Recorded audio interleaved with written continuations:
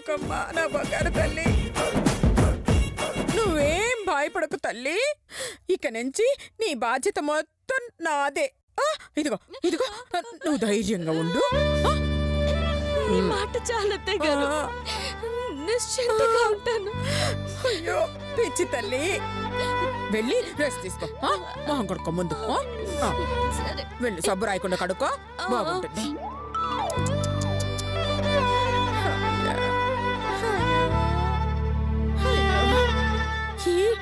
ఏంటి వీడిలా తయారయ్యాడు? చెప్తానుంట్రా నిన్న.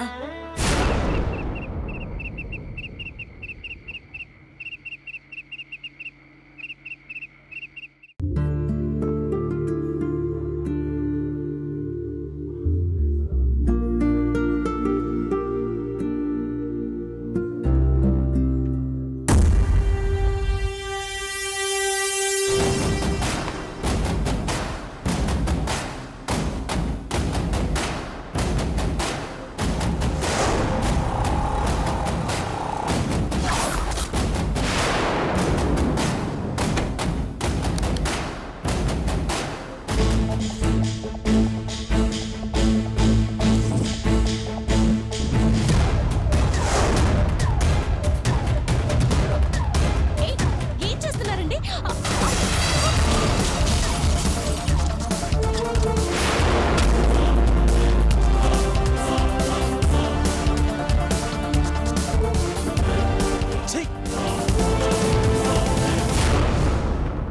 నేను పుట్టిన దగ్గర నుంచి మా అమ్మ కళ్ళలో నా మీద ప్రేమనే చూశాను. కానీ నువ్వు నా జీవితంలోకి, నా ఇంట్లోకి వచ్చిన తర్వాత మా అమ్మకి నా మీద కోపం, ద్వేషం, అసహ్యం చూస్తున్నాను. దానికి కారణం నువ్వు. నీ మాయ మాటలతో మా అమ్మ నమ్మించి మోసం చేసి నీ వైపుకి తిప్పుకున్నావు. మా అమ్మ నాకు దూరం చేశావు. మళ్ళీ మా అమ్మ నేను దక్కించుకుంటాను. అలా మా అమ్మ నేను దక్కించుకోవాలంటే నాకు రెండే రెండు మార్గాలు.